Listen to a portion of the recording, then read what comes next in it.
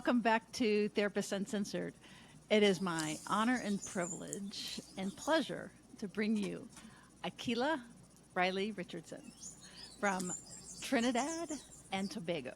And why don't we just dive right in? I'm going to ask you as we sit together across the sea from one another, like as we begin the conversation, what would you like people to know about you? Ah, I have a deep yearning to see work that is really centered in people's contextual realities, people's historical context, people's systemic realities.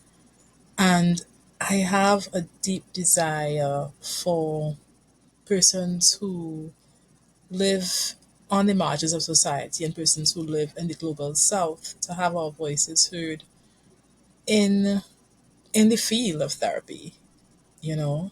Um, I am in Trinidad and Tobago. I have studied here, but I have an American Global North European education, you know. And though even presently I'm here, but I work with people from different parts of the world. I've been so informed by Global North ways of seeing the world. And so one of the things that I want people to know about me is just my politics. My politics is really around how do I center or at least bring into the conversation, you know, voices that are not typically privileged. Yeah.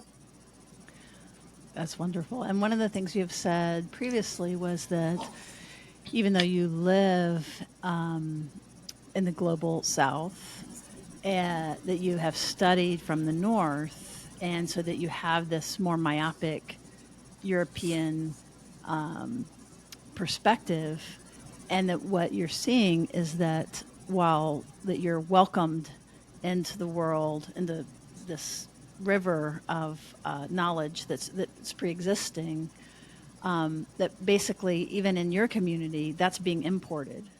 Yes. Is that right? Can you say more about that? Yeah. I mean, I was trained in psychology and in clinical social work, and all our texts, are from the global north. The entire program, the programs that we're trained in, some of them are directly modeled after programs in the US or programs in the UK. And it's not just the structure of the program, but I think just the ways in which people in the global north come to know the world. Yeah, the epistemological assumptions and the ontological assumptions, those things as well feature. So here in the region, we are taught that we must look for evidence-based work and scientific ways of knowing the world. And that's fascinating for me because here we have the descendants of persons who did not come to know the world like that. You know, a lot, I mean, in Trinidad and Tobago, is a huge African population, a huge Indian population, Chinese, etc. And those people did not come to know the world in what is known as commonplace science as it is now. We had our own science. We definitely had our own science, but not the kind of science that is practiced now.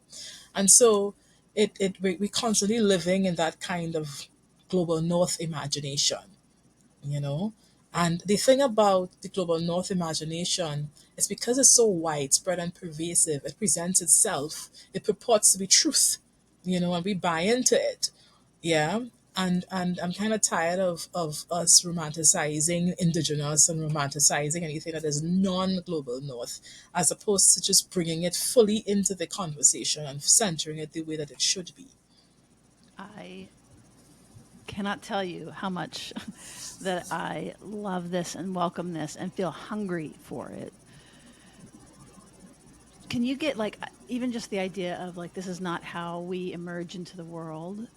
This is not I because I agree that this northern European science, it hijacks and overwhelms and takes over indigenous knowledge.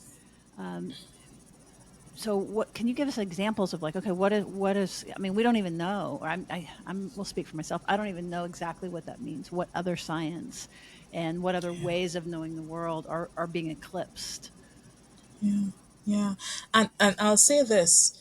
I don't even know all of this, which is evidence of my own the ways in which I have been quote unquote brainwashed. But I do know that there are some pieces like in indigenous ways of knowing the world, time is not linear. Yeah, this is not a sequential thing. There's a way that which time is understood in the global north that we don't, well, I should say those who practice indigenous science don't practice. Also in like traditional African understandings of knowing the world. And I say this loosely because there is no one African way of understanding the world, right? Africa is a place with so many different tribes. So I want to be mindful of this gross oversimplification. But there's a way in which there's what's the word I'm looking for? A fluidity between self and earth. Yeah, there's no separation and separateness. There's a beautiful theoretical frame that talks about that. I can't remember it offhand, but it talks about how to engage using African psychology. And a central part of that is understanding that fluid, interconnected nature between the self and earth. Yeah. And that's shaping, therefore, how we try to do the work. So these are just one or two of the pieces. The other things, too, is that our ways of understanding healing are not always in this traditional confines of therapy, being in a room. Yeah, for us, dance is healing, drumming is healing, movement is healing, and so I feel like even the understanding of therapy, as being the way to healing, limits so much, for us in terms of what is out there. And, as I say this, I feel some sadness that I don't even know more, you know? And it's just evident of the fact that I too, while I'm here in this black body, I'm here in this black Trinidadian body, I am still so largely influenced by this global north way of understanding the world. Hmm.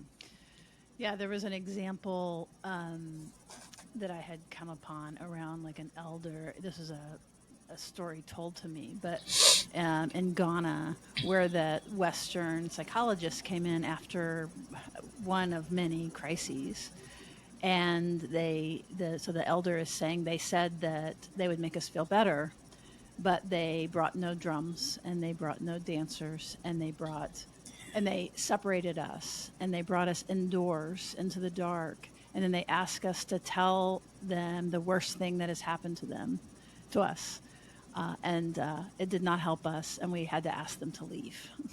Mm. Does that feel Yeah, authentic? that yes, it does. It does. They've stripped us away, and we've stripped ourselves because the thing is, we play out whiteness, huh? So I am seeing this, and I know that many of us as Black clinicians or Chinese clinicians or whatever, we we we we perform it. We think this is how we heal. We don't get a chance to tap into all these indigenous ways. And I think we really have to figure out how to center. If you can access books like there's this book I have been with called Indigenous Social Work Around the World, edited by Mel Gray, and I can't remember the other person's name, forgive me. But even in just looking at different cultures and the way they understand helper and healer, for some people, the helper and healer is part of the community. It's not the person that's a part. The helper and healer is also supposed to receive advice and support. Like there are different ways in which people construct this thing. And all these artificial, arbitrary boundaries that we put up, these are not necessarily features that obtain in other kinds of spaces. Oh, I totally get right that it's not it's so hierarchical, and a great example of that is like a friend of mine is the first social work psychoanalyst. Like this is in modern day time that you had to be a physician. Like there were all these like barriers to entry, and then you could be a psychologist, and then even just the idea of having to have letters behind your name to practice meant you had to go to university, which meant that you had to like join the river of the thing. There were all these things that we don't realize are actual barriers that create this more and more and more narrow river where that we're taught by fewer and fewer and fewer scholars and people. Yes.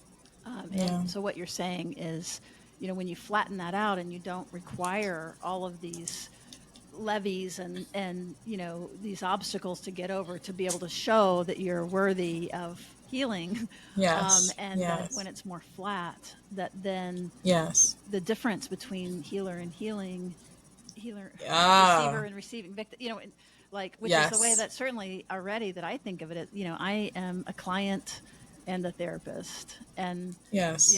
like, what's the difference? Or even like as a Yes. mother, I receive so much as a mother. Yes. Uh, Yes. Yes. so Yes.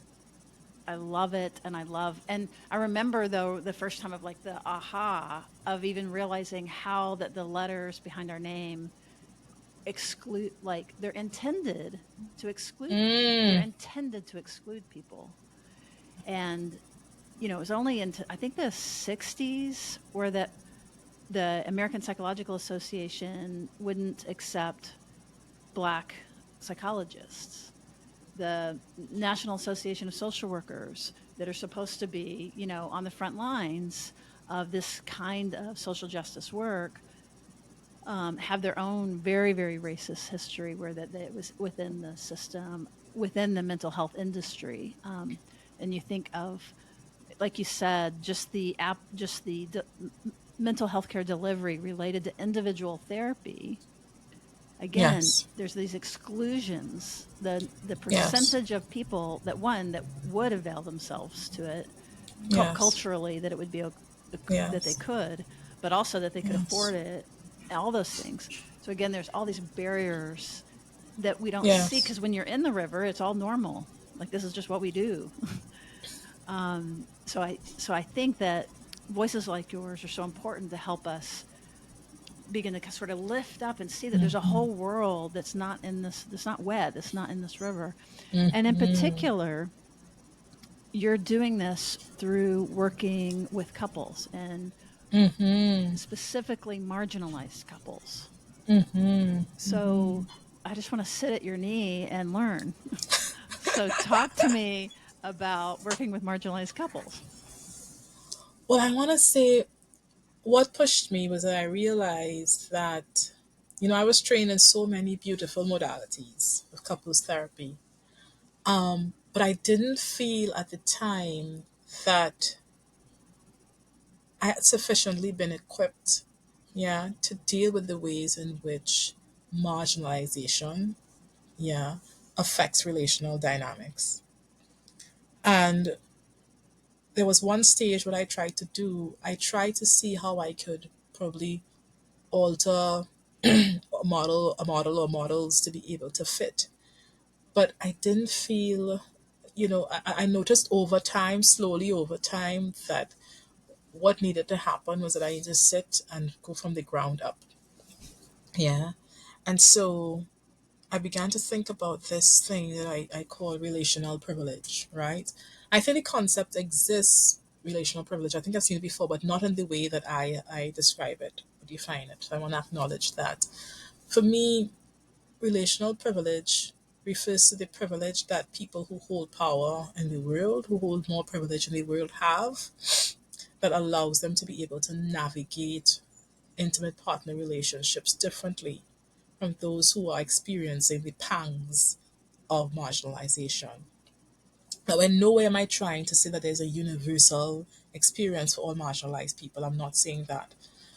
However, I have noticed in my work that there are some of them who are playing out the impact of marginalization in their relationships. And so I wanted to create a space for that, as well as be able to name this thing. And for me, relational privilege has four central components. Yeah, there are four things that allow somebody to be able to navigate intimacy in a particular way. One, the ability to live your own truth. Yeah, and I want to say that for so many of us who sit in marginalized bodies, that's hard. Yeah, there's a cost of living your truth. If you're a queer person, there's a cost of living your truth. Yeah, if you're an indigenous person, there's a cost of living your truth. The other piece is bodily integrity. and psychological protection. I used to call that physical and psychological protection, and now I've started to call it bodily integrity because and psychological protection because I think it's largely about having agency and autonomy over your body. And I can say there's a way in which, like, I occupy a black female body, and this body has in it stories of slavery, yeah, and this body belonging to somebody else. This body has, and I it's because of my own history, my specific history. There's evidence as well of I'm seeing it, and I'm feeling it in my body, but rape, yeah, that there was an ancestor, a black woman who would have been raped in my history, which would have affected the bloodline in some way, right? And so having agency and autonomy over the body is not something that has been fully embraced and embedded in my own DNA. Yeah. In addition, knowing that we can express ourselves and be ourselves and have degree of psychological protection has also not been in my something that we experience all the time. So we have living your truth, Can I ask you a body and question about that? integrity, protection. Do you Yeah, mind? sure. Please feel free. So when you're saying in your body, in your black body, in acknowledging, like you say that there's evidence of, and you're talking about in your lineage Yes. that you can Speaking about in my that you lineage. can feel it when you say there's evidence of. So Yeah, say more. yeah, the evidence I'm speaking of is me tracking, is us tracking our what my great grandmother looked like. Yes. Yeah. And seeing that there is evidence there just with her appearance, yeah, that she would have possibly been a descendant of a white slave master and a black woman. Right. Yeah. And so we all know about just the ways in which, this kind of stress passes on from body to body. Yes. Yeah. And so these knowings are occupying my system. Yeah. These knowings are occupying my system. Hmm. And I can't ignore that. Right. Right. Yeah. I can't ignore that. And for so many of us who are black, many of us have that in our history, that they would have had a female slave mother or foremother who would have been raped on the plantation. Oh, Yeah. And whether there's pregnancy that results or not, right. yeah, we know, Yep. right, that these bodies were violated. Hmm. Yeah. So that kind of violation lives. And it's so interesting because when we do work around sex and sexuality in relationships, I wonder how often we think about, and I know we do have some beautiful people. I can think about Rafaela, who does some beautiful work in terms of race and sexuality. And Rafaela is so profound. I'm sure that she has a conversation around just the role of sexual violence on the plantation and the ways in which it shows up right now in relationships for us, and how we treat our bodies and understand our bodies. But you cannot discuss sex and sexuality in relationships without thinking about that which lives in the body. Even for black men would have had some very interesting dynamics, you know, in terms of their own body and agency with their body, on the plantation. And even now, black male bodies are constantly under surveillance. Black male bodies are constantly at risk for being incarcerated or beaten or terrorized. Yeah. And so there's a way in which these themes begin to live in the body. And these themes it can play themselves out in relationships. Like there's research that says it. There's research that talks about the impact of racism, and systemic violence on in couples. Like in some Africa, there was research years ago that talks about the fact that when there's evidence of racism in some relationship, or one partner experiencing racism, sorry, there was more aggression in the relationship. Yeah. I think there was research as well for Latinx couples. And when there was evidence of being able of dealing with systemic trauma within the relationship, the female partner experienced lower marital quality. Yeah. So it's seeping into our relationships. We have to give it space. I want to continue talking about relational privilege for a while. So the other two that I talk about is just self and social acceptance, self acceptance and social acceptance. and I used to call it acceptance. I'm shifting it now to calling it belonging and welcoming, because for me, acceptance doesn't hit it the way that I think it should hit it. It's more than just not being accepted. It's feeling that you don't belong. You're not welcomed. You're not welcomed in this space. Yeah. And I think it's even worse when you don't welcome yourself and you feel like you don't belong to yourself. And in so many modes of couples therapy, we're teaching people about what it means to feel secure with another partner, to be vulnerable, to be accountable, etc. But so many people don't even feel connected to themselves, but yet we're asking them to do these things. So while I definitely honor, the beautiful work that has been done by so many thought leaders in couples therapy, in no way am I trying to discredit their work at all. I do think, for me, I can only speak for me, a huge part of what I think is my reason for being, you know, is being able to center these voices and to do work with these populations and to support other therapists, in being trained in how to do this work. Hmm. That's great. Well, and so that's three, though, right? Living your own truth, bodily integrity, and psychological protection. So yeah, and so self, I should have Yeah. separated it out. So self, so it's living one's truth, bodily integrity, and psychological protection, which is two. Self belonging and welcoming is three, and then social Oh, belonging and gotcha. belonging is, and Gotcha. welcoming and belonging is four. I should have Oh, clarified that. okay. My apologies. I've got to get it right on my notes. Because this is fascinating and so urgent. And I just had tears when you were talking about these things that once you say them, they're so obvious, but I've never, it's an unthought truth. And Mm, that's so obvious, but not at all, never, not at all obvious. You know what I mean? Until you say it. mm-hmm. And then even I was just thinking about black bodies, and you were naming all of these things, surveillance, and I was also thinking of also the the experience of having someone afraid of you, um, Mm, mm. just because it's like it just hurts.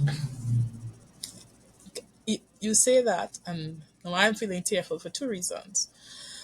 Number one, I was working with a client once, and I actually it was a client that allowed me to demo record for teaching purposes, and that came up that she recognized that she was in a body that people were afraid of, and if I recall correctly, I may be misremembering, but this thing around almost like she had to feel sorry, that people would be afraid of this. And so there are people who are living, I just feel like I need to get people with privilege to understand this. There are people who are living feeling that there are others who are justified in feeling afraid of them, and they have to be mindful. And it's not just about race, it's also about location, social location, and other ways.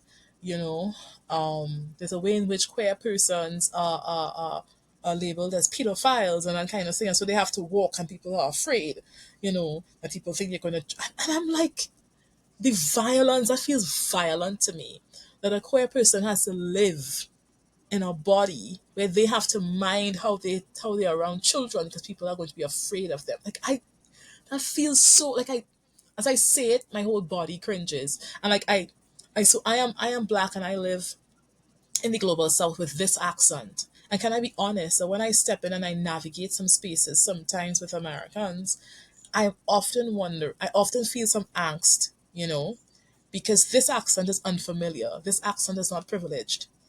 Yeah. This accent is often not heard. And so I often wonder, what are the assumptions people make, attached to this accent and this degree of difference. And it's not just having an accent, it is this one. Yeah, I don't have a UK accent. I don't have a Portuguese accent. Yeah, I have a global South accent. I have a Caribbean accent. And what stories and narratives are you holding around that? You know, but you're right. So all of these things inform what lives in my body, the deep emotional knowings that live in my body, and they play themselves out in relationships. And so when I work with couples who are struggling to connect with each other, I do something that's called responsible externalizing. Marginalized couples in particular, we try to see if there are parts of the interaction that are connected to systemic trauma, and if there are, we have a conversation around that. Like, we grieve its impact, we attribute it outside.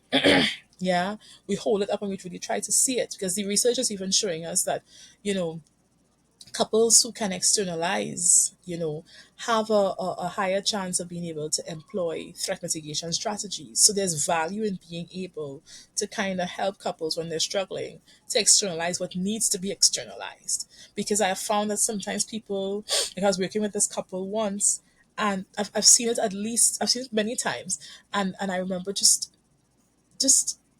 being there with them, and they were having this conversation, and she was making her partner the enemy. And when we talked about systemic trauma, it was like this aha, my partner is not my enemy, it is systemic trauma that's the enemy. And this is how it's showing up in my relationship. And my colleague Julianne Taylor Shaw talks a lot about memory consolidation and mismatching. And for me, that's a huge mismatch moment, when people are living in this experience that my partner is my enemy, and then you help them to be able to see, maybe in this case there's something else at play, and waking up this knowing, and helping people to be able to liberate themselves from this, and consequently liberate their relationships. Oh man, that's such a great example, and I'm glad you said her name. She was exactly Julianne Taylor Short is who linked us and introduced us, Yes. and I'm so grateful. So big shout out to her, a good friend, fellow Yeah. podcaster, fellow Austinite. So thank you for this connection to Jules. So yeah, I love, like, if you can even give us like some other examples of what that means with marginalized couples and how it looks and and like how it's different.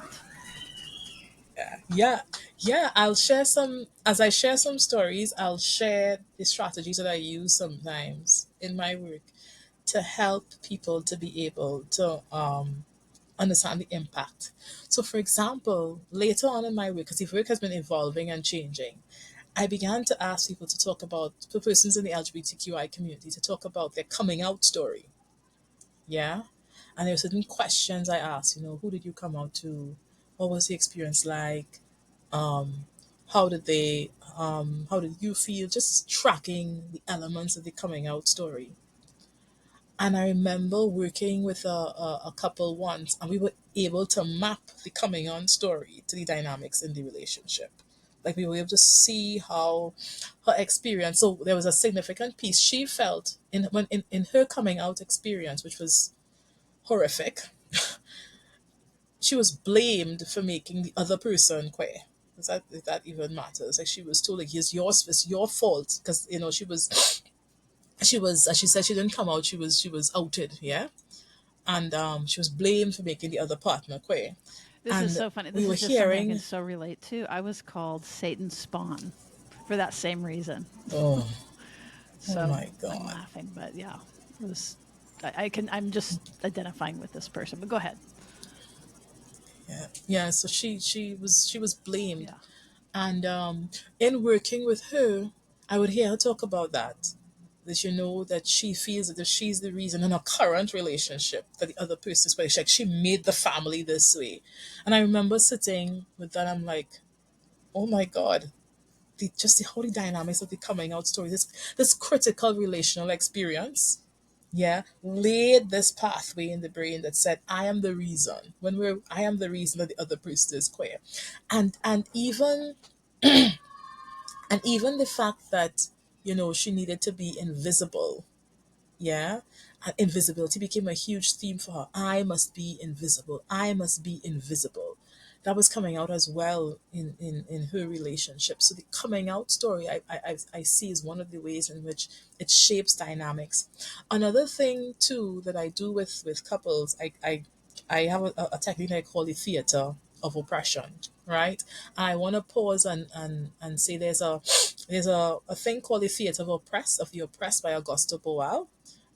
which is different from what I do. But I do think it is so important for me to name that and to definitely platform other voices that do this kind of work. So though it's two different things, I want to acknowledge that there is a another voice that was part of our world doing work in trying to privilege and it's not privilege but to center, just the reality of oppressed people.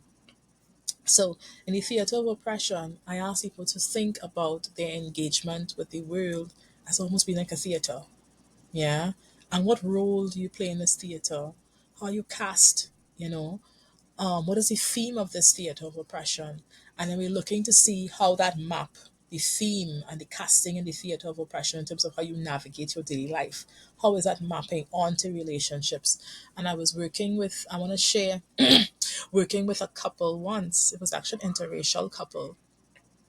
And I asked the theme of the theater of oppression, and she said the theme was quicksand. Yeah. She felt that she's always being pulled down as a black woman, you know. And that was living in her body and it was affecting how she was understanding the dynamics in the relationship. I'm always being pulled down. I'm always being and it's so like my sincere hope for all those who listen to this is that they really understand just the potency of systemic trauma. Because to hear people be able to map it so accurately, yeah, it blows my mind even as I speak about it now. Like, and I've been with this work for so long. Um, Another piece that I want to talk about is this thing I do where I ask people to share about their family Do you narratives, mind? Do you but mind if I not. slow you down just so that we can go a little deeper? I'm Yes. Please Well, slow me just on down. that example, when you said that the quicksand, and you said that you really hope that people get the importance of the systematic trauma, it might be helpful to like say even more um, about what you mean by, in this case, about what does that mean, systematic trauma in this case, and Yeah. how it showed up. Would that be Yes. okay to? Yeah. Yes. Yeah. Yeah. So I'm so glad you raised that because I do need to go slower at this piece. So systemic trauma refers to trauma that is happening and the perpetrators are the systems and structures around us. And I think that the difference between systemic trauma and other forms of trauma, systemic trauma is chronic, it's unpredictable. Like you never know when it's going to happen. You never know when there's going to be an incident of microaggression. You never know when you're going to be denied something because of your own identity.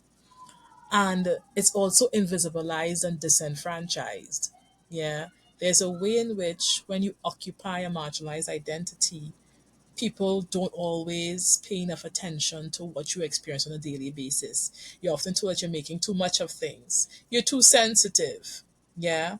And because the perpetrators of the trauma are those that hold power, it's sometimes difficult. I'm saying this and I'm thinking of a particular experience, but it's often difficult to seek redress because they are the ones, yeah, who are perpetrating. Yeah. Um the thing about systemic trauma, why I think it lands so much in the body as well, is because it's socially based. It's human beings that are doing it. It's happening in relationships. It's happening in moments. Yeah.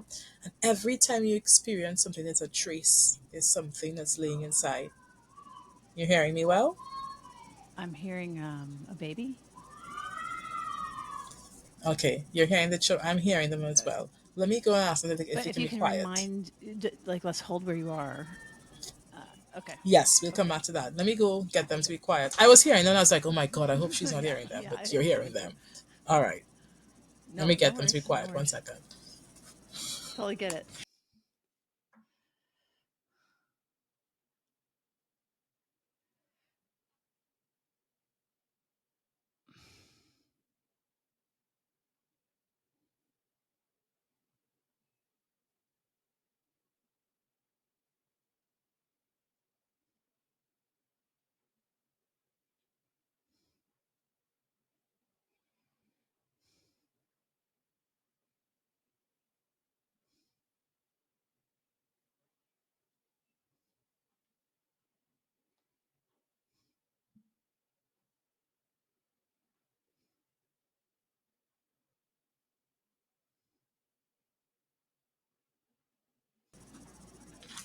Yeah, sorry about that. I spoke to No, them. it's fine. See It's how. it's a long time and it's Yeah, late, or I don't know what time it is there actually, but it's oh, okay, all 6:05. right, we're on the same. Yeah, so they Yeah. yeah. Alrighty. So we're talking about systemic trauma. Yeah. So I'll go back to that. Yeah, I think it's so important for people to understand the dynamics of systemic trauma and the features of it, why it's so problematic, and why we need to center it a bit more. Systemic trauma is chronic. It's always happening. It's not a one off event, it's always happening in various ways. The second thing is that it's unpredictable. Like you never know when you're going to experience an act of microaggression or even something that's macro. Like it's so like you have to be constantly walking around with fear. Like your nervous system has to be amplified. You have to be living on the edges of the window of tolerance because it can happen at any point in time.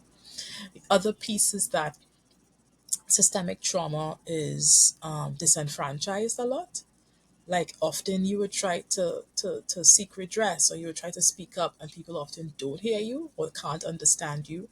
And I think it's complicated further by the fact that often the persons that harm you are the ones that hold the power to give you some kind of satisfaction, so you can't necessarily always get it. Yeah. And I think because it's socially based, because it's happening in relational spaces, you are learning about who you are in relationships all of the time. I want to say that one more time. Because systemic trauma is socially based, yeah, every time you have an incident with another human being or another institution or some structure, you are learning about who you are in relationships all the time. There are tracks being laid in your subcortical regions. There's an understanding of who you are. And so if you have those relational themes in your body, yeah, those relational themes can then show themselves up in so many relationships. I was working with a Latinx couple once, and we were talking about their family narratives. Yeah, which is another thing that I work with, people's family narratives. And because they were immigrants to the US, they had to be so preoccupied with money and concern. Yeah? They had to be so concerned in their relationships about saving and saving and saving. And so that angst around money, yeah, passed on, and it was presenting challenges or creating challenges in her current relationship. And I grieve the fact that, we may come and work with a couple who's experiencing this and not hold enough empathy for the fact that this would have been so necessary her forefathers and her foremothers' survival in the US. Yeah, that it would be so difficult to let go. Because in addition to the fact that would have been passed on in her body, she was witnessing it. Hmm. She was witnessing the need. Another thing as well that I think she had pointed out is just how they dealt with emotions. Like there was no space to have time to process the emotions. You were trying to survive. And so psychotherapy and especially psychotherapy with couples is a lot about having people be vulnerable and emotionally aware, but for some persons, that is a huge risk that you don't take because that stops you from being able to survive. Like going into witnessing mind, as we often want to ask clients to do and look in and do that, that is counter to the narrative that their bodies hold around survival. And no narrative of survival, yeah, would be sidelined, yeah, for this moment. Yeah. And that's the thing I also do with couples. We look at what are the narratives of survival that lived in your family. Yeah, and how are those narratives of survival right now, you know, showing up in your relationship? I think privileged people or people who hold a lot of privilege take for granted narratives of survival. And there's a way in which and this is it's so fascinating because as I'm talking to you I'm discovering things I didn't think about before. There's a way in which sometimes, not in all cases, but sometimes psychotherapy creates this bubble. The whole room is like this bubble that forgets just the narratives of survival that people need to be able to live in. Yeah, especially for people who, are part of wider cultures that have had to endure so I much. totally agree. Yeah. There's something about yeah, two people gathered in a closed off space physically, right? They're completely indoors, isolated, and we're both gathered to look at you, right? We're you know, I'm here to look at you, you're here to look at you. So we're going to look inside of you, which can so easily perpetuate this idea that it's your fault, that we're looking at your deficit, we're looking at your personal trauma versus what you're trying to really help us remember and see, of like really widening it and opening it up. But I agree with you, just the default of how we do therapy. there's a I can see the slope of how easy it is, and then also it's very easy to internalize all the messages that you're talking about the systematic trauma, and just over and over and over and over the narrative and the internalization of that. And then you go to therapy, and then of course you're then enacting it, and apologizing for being, and doing the things that we do. And so I'm just joining you around this idea that individual therapy can unintentionally cause, like, amplify some of those things if we're not really careful about checking for it, because it's not something, probably, I mean, you would, I don't know this because I haven't yet, just, I'm just a kindergartner in this world. um, but I think a lot of times if you ask someone, I don't know, unless they are really in their own process of working on it, if they, I can imagine a lot of people who haven't thought of it that way. And so it seems to me like the process would also be about helping them begin to open their own minds and think of it, widening it. It's Yeah. not like the answer will be Yeah. right there if you say, oh, could this be systematic? They'll be, yes, it's this, this, and this. Seems like part of the therapy would be cultivating that kind of thinking. Is that right? Yeah. Yeah. I'm glad you mentioned that because a huge part of the work is just exploring this idea that maybe it is, Right.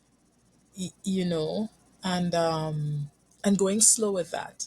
Like I'm speaking about it in a fast way, but it's very slow. And the other thing I will say, if you're not careful, because I was, and I'll own my perception, maybe I'm wrong, but I was having a conversation with the ways in which we do therapy and market therapy.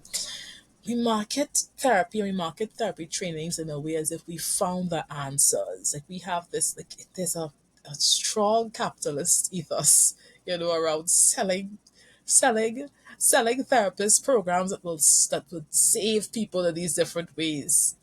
And I human beings don't work like that, you know. It's almost like we're trying to make the therapist a factor of production and make the clients a factor of production to produce an outcome. And people don't work like that, you know. And I think that in my work as a therapist, one of the things I've had to learn is the value of going slow and the value of understanding that I may not get the outcome that I may desire here. They may not get the outcome they desire here. And that is okay. And I know that may sound, that may blow some people's minds, like, oh, you can't say that. But I think we have to be okay with that. We have to not turn this industry into this place where we promise people things that are not always the reality. It's sitting and holding people and being tender with people and understanding their systems. And especially when you're working with systemic trauma, this thing that is so pervasive, because we would work on an element today and then somebody would leave and something would happen, and we're back to square one. Yeah.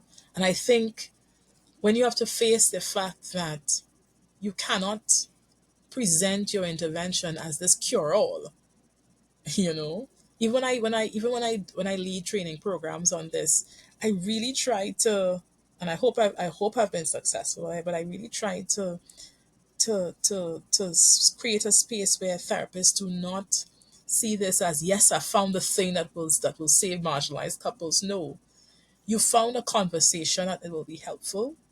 You found some tools and strategies that I've used and some that you would want to create to support, but you are dealing with a pervasive chronic experience that you may have to um, hold people with differently Yeah, and I love that. It's slowly. a process. They found the process. Yes, And because the idea is yes. if we're selling a cure, first of all, that means there's a disease. Ooh, I love And that. it means like that's a entity, that's a single thing, which is wrong. It means that we already know what it is. And then it means that there's a single outcome, right? A cure, and that we already know what that is. And all of that is just falls apart when we're talking about this complexity, this partnering with someone to discover how they feel about where they are, and for us to learn, um, not to impose our ideas, but to really learn like their beauty and their survival strategies and their pain points. We might think they need to work on whatever, and that's not a problem for them. This is, and or maybe they think they should work on this thing, and maybe what we could bring them is like, what, like, you're good, um, maybe the system is that, why do you have to stop cussing or whatever. I don't know, you know um, so that's I'm jumping out of my seat because I'm so excited by what you just said. what part is resonating with you? What part is getting you excited? The fact that there's an assumption that there's a Right. disease. Um, I want to just be with that, and I myself want to slow myself down because I'm recognizing, sometimes even when we sit together, we can get so trapped in, oh, I have to say this, and I want to be with that, and I want to just name this as a beautiful, generative moment. And thank you for being in conversation with me around this, Sue, because if we've sold this, that's how the industry sells this thing, that there are diseases that people Or hold something's broken, or and we something's have broken cures. and needs to be Something's fixed, broken. and we are It not needs to be broken. fixed. We are not broken. And ah, we are We are surviving. not broken. And Or when we I are think about thriving. what, yeah, but Through yes, that, thank we are you. Thank thriving, even you. if we are in pain. Thank you. We are thriving. I love it. And I love it. And one of the things that I've done when working with marginalized couples, and I've had to do it for myself too, is us taking back the name, taking back just reclaiming who we are and all the things that they say to us that are pathologies, being able to reclaim those things as strengths, you know. There's this beautiful book called Black Couples Therapy by Monte Cooper, and I'm always bad with second authors, which is not indicative of the value I hold or do not. It's just I'm bad with second authors, but edited by. And there's this, I remember they were talking about, I think it was EFT, and they were saying, there was one article in there talking about the fact that for the low socioeconomic black couples, for the male partner, I think, and I may be mixing up a few facts here, but to be disengaged in some ways is actually healthy or normal or understandable. I can't remember the exact words. But I remember thinking about the fact that there's so many things that we pathologize in therapy that are strengths that we have to tap into, yeah, and be with. And I don't want to pathologize people's habits of survival.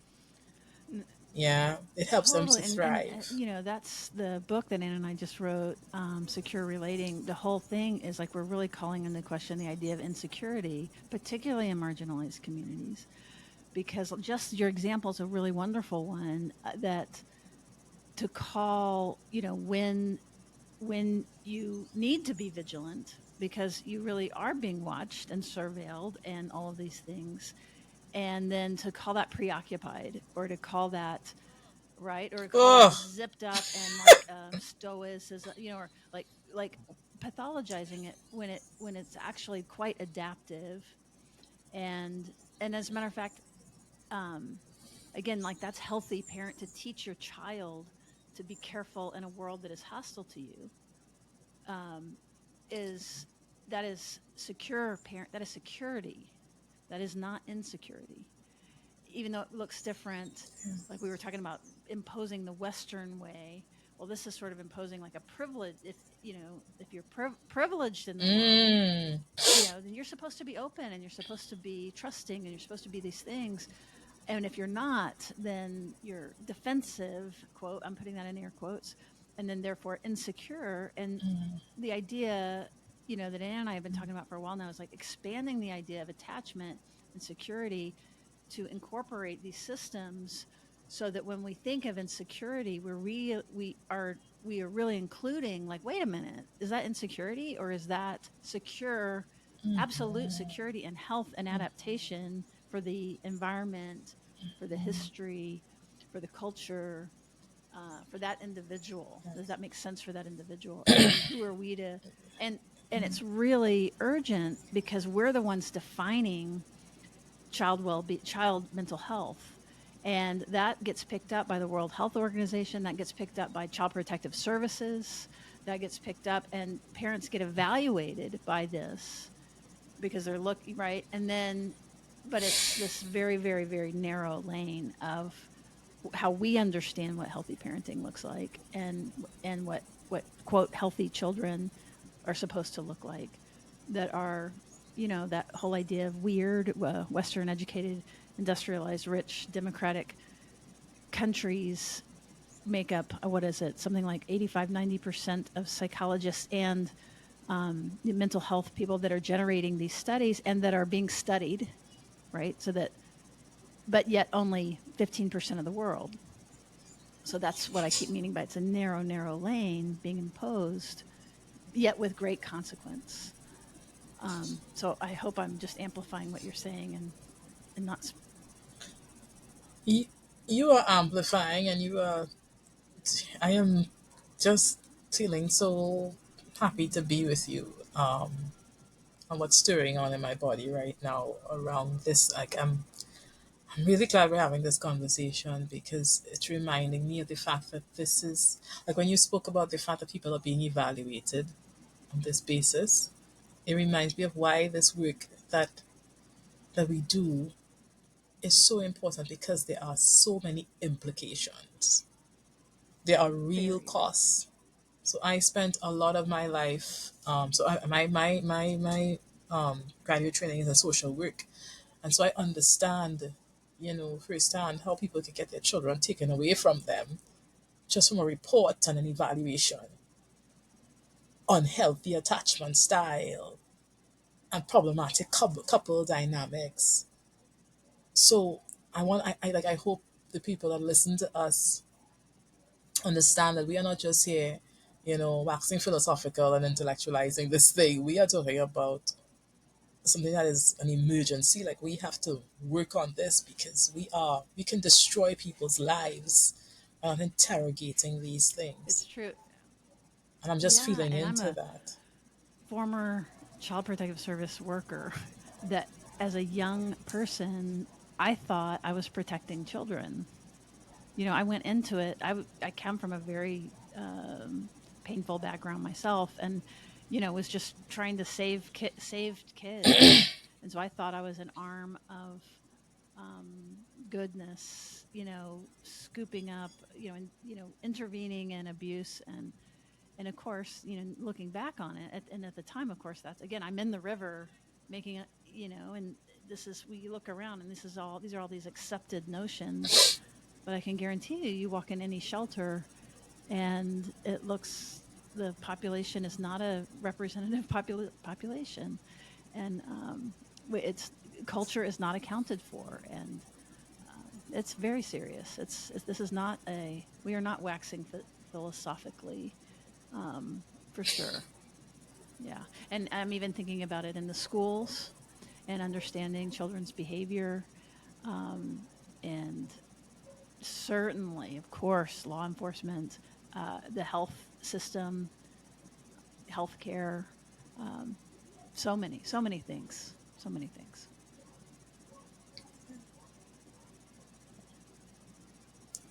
I'm quiet, but that's a good thing because I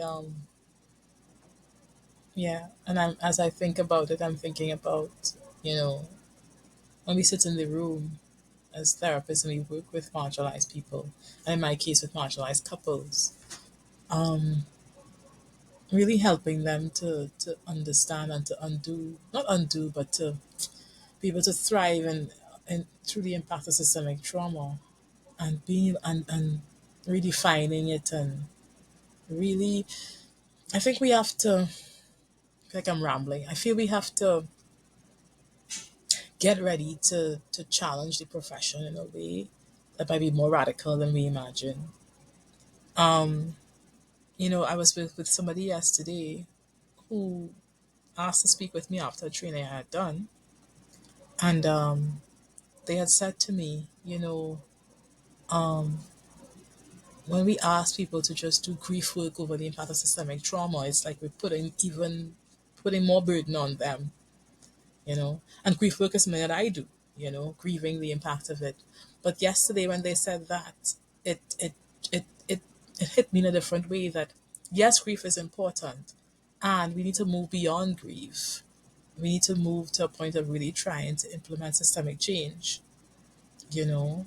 Um, so having these nice conversations and sexy trainings and programs, great. But then how do we actively do the work to create to change the systems? Yeah, that persons occupy. Yeah. Because having to hold the burden of grief may just simply be another form of violence. Totally. I was actually Yeah. just, that's where my mind was going, was that seeing this, all of the frontline folks that are in there trying to chop the weeds, it's like, who is taking care of them? And, I was, to confess on myself, I was like pushing you and Linda, like go talk at, at this conference and do this cool thing. And, but again, it's like, I have to be aware of the cost to you all who are shouldering so much of this responsibility, and just thank you. And we all of us listening need to be really recognizing the generosity when you sit down and are willing to share what it's like and willing to share a worldview that is different. um, that is a real privilege on our end to be able to get. But just again, I'm just talking to my audience right now, but it's not their job. It's not your job to do this for Mm, us. It's our job to go out and find this, which is part of why I did, thank you for taking my invitation to come on. And so for our listeners, I'm wanting to help us do this by making it more accessible.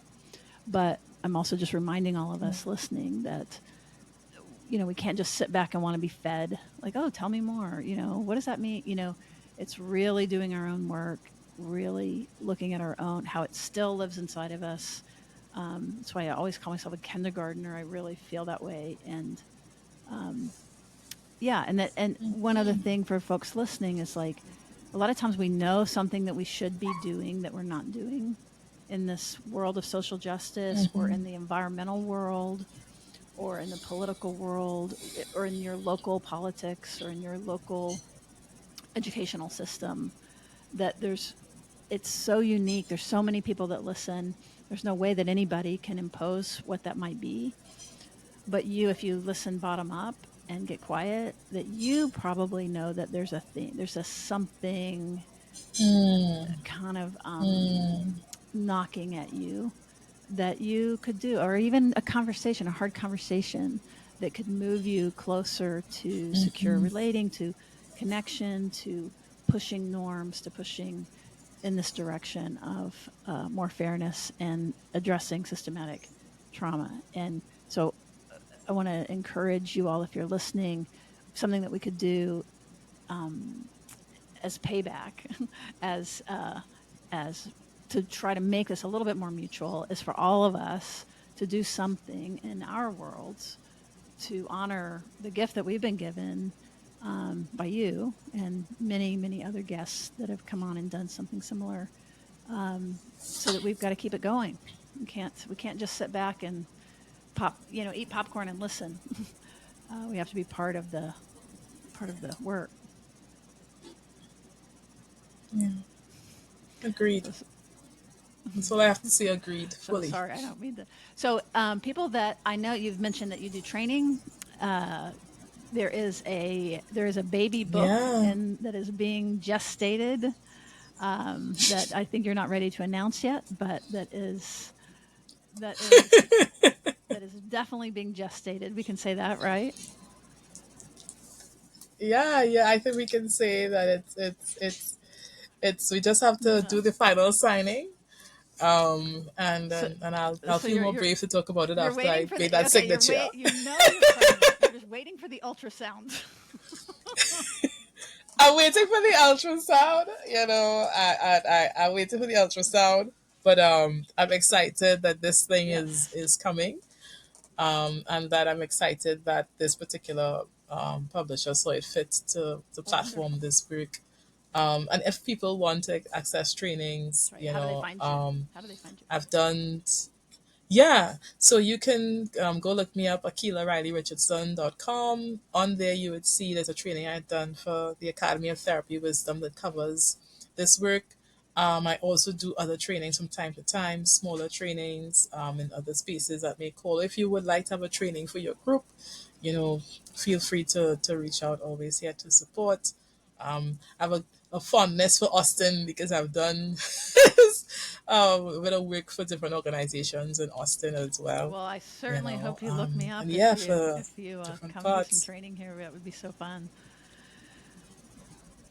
Yeah, yeah, I was there recently, doing some training. Interestingly enough, even though I have not announced the pregnancy, even though I haven't done the ultrasound, there's a beautiful organization in Austin that has told me they Oh, will do the book launch. So not a word has been written, but they've offered the book launch. so you So already have a shower. You already have a shower planned. yes, Okay. Well, I already have a date then that I'm going to be there for sure. So yeah. You, of course, that's you are going to wonderful. be invited.